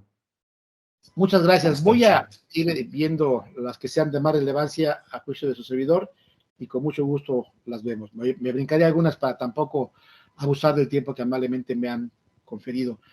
Rápidamente, el interrogatorio libre no es una prueba, es una modalidad que se puede utilizar al desahogarse la declaración de cualquier persona que acuda al tribunal. Confesantes, testigos, peritos, ratificantes, cualquiera. Cualquiera que acuda a declarar ante el tribunal se le puede interrogar libremente. ¿Y qué significa esto? Que no es bajo el acartonamiento rígido, formalista, que hasta hoy tenemos, que por ejemplo en la confesional, las posiciones. Diga usted si es cierto como lo es, que usted contrató. Esa es una posición cerrada. Posición se llama posición porque yo afirmo algo, esa es mi posición, y al absolvente solamente le toca responder si sí o si no. O al testigo, dirá si sabe y le consta, y vamos en una secuencia en la cual si no dijo antes una cosa, no le puedo preguntar después sobre algo de lo que no ha dicho. Bueno, el interrogatorio libre no está sujeto a esas restricciones y se le puede preguntar al absolvente, al testigo, al ratificante, libremente al perito. Por ejemplo, a ver, dígame usted dónde estaba trabajando antes de empezar el juicio. Si es que tiene relevancia, por supuesto, que sí hay casos en los que los tiene. Por ejemplo, hubo un caso donde el trabajador dijo que lo habían despedido y el patrón alegó que había abandonado el empleo. Y entonces las preguntas eran, a ver, después de que usted dice que lo despidieron, ¿dónde entró a trabajar? La intención de la pregunta es determinar si el señor realmente abandonó el empleo, como dice la demandada, o si realmente fue despedido, como él lo afirma, porque para el juzgador puede ser importante si el señor entró a trabajar al día siguiente a otro lado, o si tardó 6 meses en encontrar trabajo. O al patrón igual, la misma pregunta. ¿Qué tiempo tardó usted en cubrir la vacante que se generó con la ausencia del señor que dice usted que abandonó el empleo? Oh, pues tardé 1 año. Ah, bueno, entonces quiere decir que usted, a mí me genera una precisión humana de que sí lo separó porque usted quería ahorrarse ese puesto. Usted me dice que lo contrató inmediatamente a otro, las cosas cambian. En fin, el interrogatorio libre es abierto, es sin tener la restricción y el acartonamiento que hoy tenemos, y es una gran oportunidad, por favor, se lo pido, que la ejerzamos y que no la abandonemos. He tenido juicios, avisos de juicio, donde mis contrarios, Seguro Social, Pemex, IMSS, siguen igual, con el mismo acartonamiento de posiciones y de preguntas en confesionales y en testimoniales. No, hombre, hagamos ya un nuevo esquema, cambiemos el chip. Les recomiendo que vean mucho las series norteamericanas donde haya tribunal, porque ahí los interrogatorios son abiertos, son libres y son muy inteligentes, son pensando con un objetivo para llegar a un o conocimiento de la verdad o destruir la idoneidad del testigo. Entonces, lo acoto como algo muy importante que me parece que debemos de establecer. Rápidamente, la incapacidad técnica del apoderado legal al que se refiere el artículo 685 bis, hay que entender el alcance de la ley. Lo que la ley establece es que cuando el juzgador advierta una manifiesta y sistemática incapacidad técnica del apoderado legal, o sea, no es cualquier tontería, no es cualquier error, es una manifiesta, abierta, y es una sistemática, permanente, constante, incapacidad técnica, no sabe el abogado, la ley faculta al tribunal para que prevenga a la parte afectada para que designe otro. Pero no quiere decir que el tribunal pueda excluir al abogado del conocimiento del asunto, ni que obligue al poderante a que cambie de abogado. Solamente lo previene, oye, te prevengo para que designes a otro. Me quedo con el mismo, pero no sabe, pues, pero es de mi confianza. El juez no puede excluir del conocimiento, participación del juicio a ningún apoderado, porque la ley no le otorga esa facultad. La única facultad que le otorga en términos de este artículo es para que prevenga a la parte afectada para que designe otro. Será voluntad de la parte afectada a quien designa. Es un derecho personal de él designar a quien se le venga en gana como su apoderado. Faltaba nomás que le impongan otro, ¿no?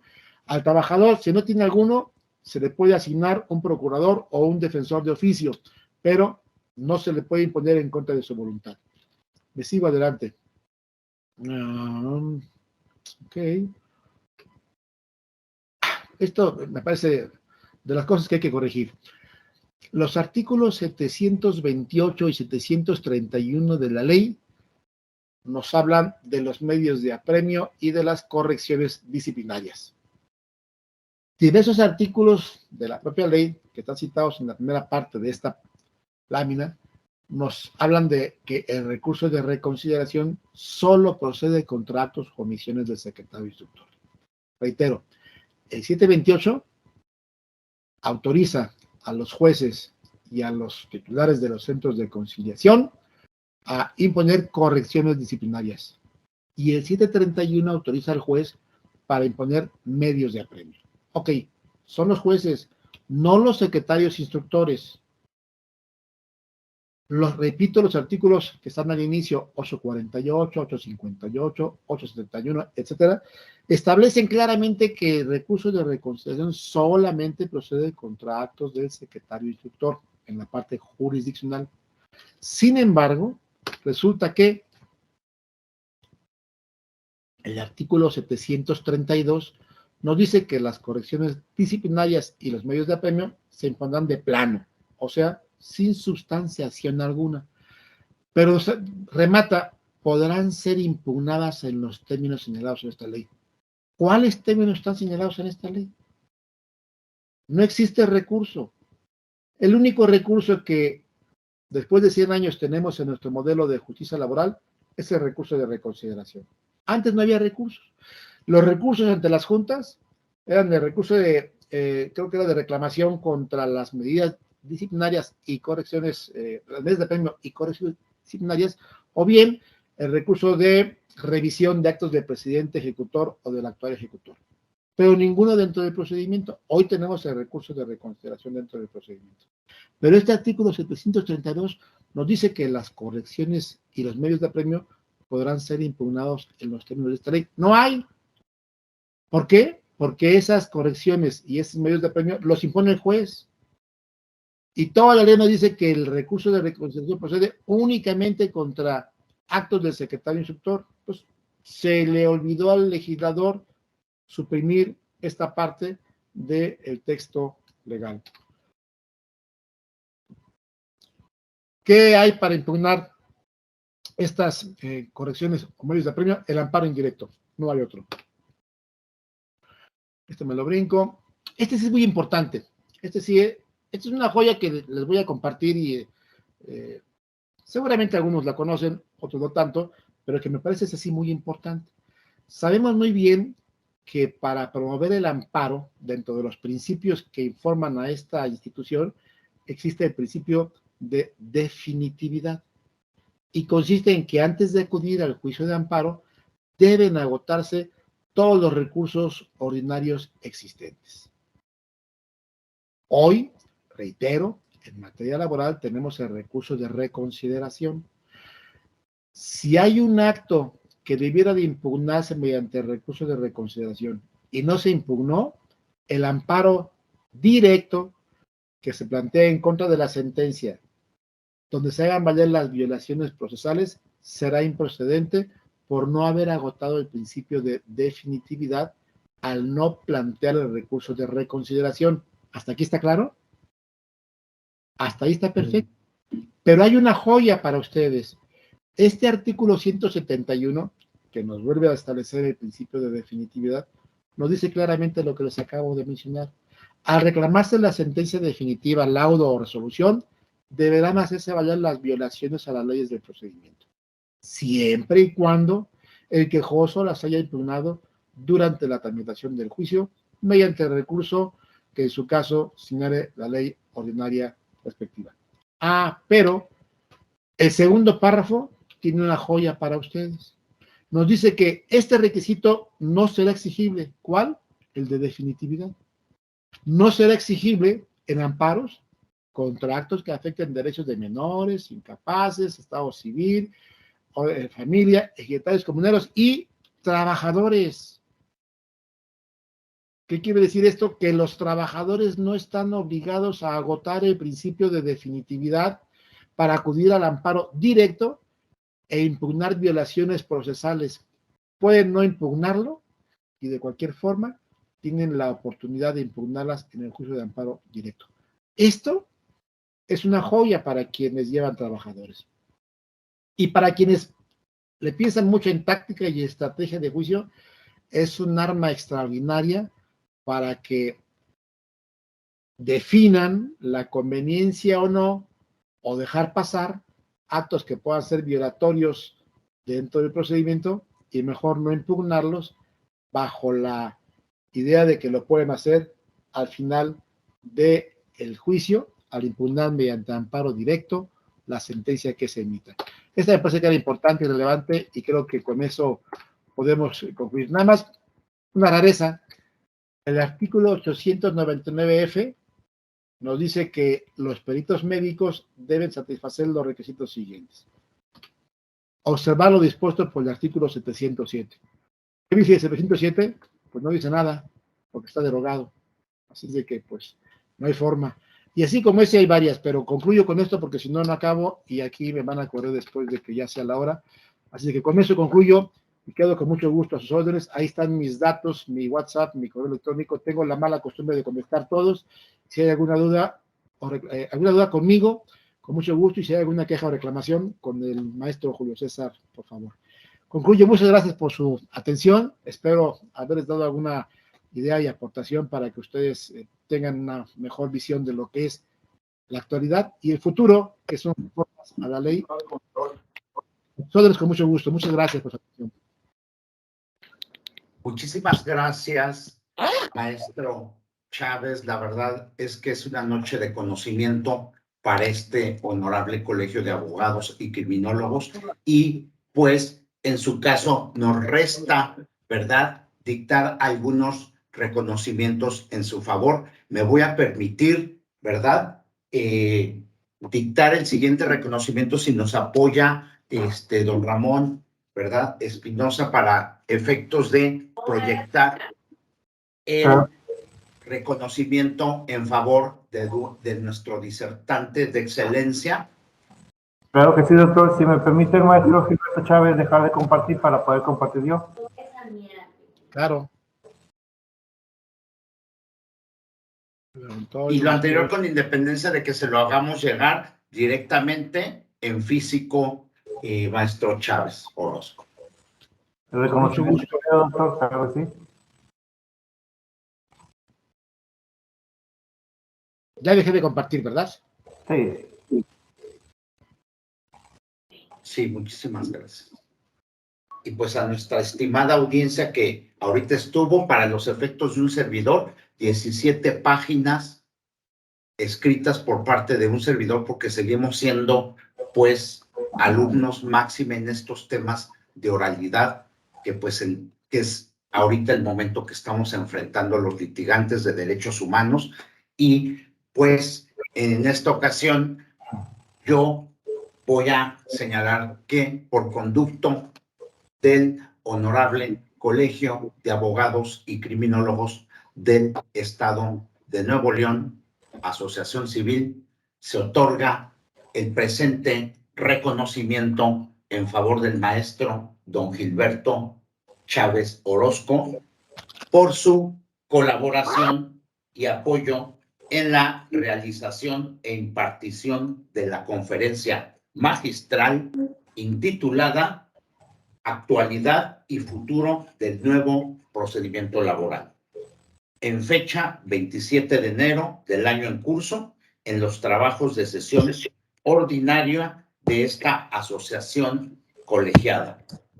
Dado y firmado en Monterrey, Nuevo León, el día 27 de enero de 2023 y suscrito por el maestro José Héctor Sánchez Hernández en su calidad de presidente ad vitam aeternam, así como de su servidor, el doctor Julio César Ortega González, en mi calidad de presidente nacional de esta honorable institución, Colegio de Abogados y Criminólogos del Estado de Nuevo León, Asociación Civil. La verdad es que agradecemos todo el conocimiento y todos, tanto los antecedentes de nuestras leyes federales del trabajo como esa joya de la corona a través de este amparo directo en el segundo párrafo del 171 de la ley de amparo, y pues todos estos tips que nos va dando para cuando nosotros nos enfrentemos en nuestras audiencias de juicio oral. La verdad es que muy agradecidos, y a continuación cedo el uso de la voz al maestro Sánchez, quien en su calidad de presidente ad vitam también le hará el uso de otro documento de este colegio. Muchas gracias, señor presidente, doctor César Ortega González. Maestro, la verdad, maestro Alberto Chávez, por tener por posición, haya conseguido un tiempo, sabemos que el tiempo es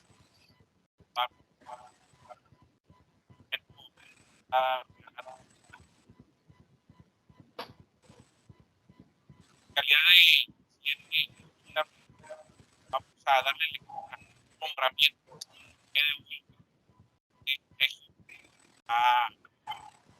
que dice así: de humildad hay sabiduría. La membresía del colegio de abogados, sabedora de que al hombre se le distingue por el mérito dependiente de la constante práctica de la bajo,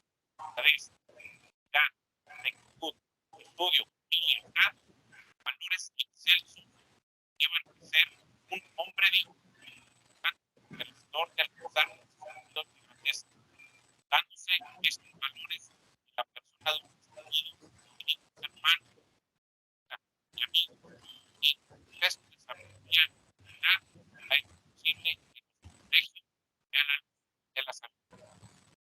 En la asamblea ordinaria del colegio, cada fecha 27 de enero de 2023, miembro honorario al maestro Alberto Chávez Orozco, bautizado y firmado en Unión el 7 de enero de 2023, por escrito presidente adjunta, maestro José González Sánchez, director, presidente nacional, doctor César Ortega González. Bienvenido, maestro. Muchas gracias.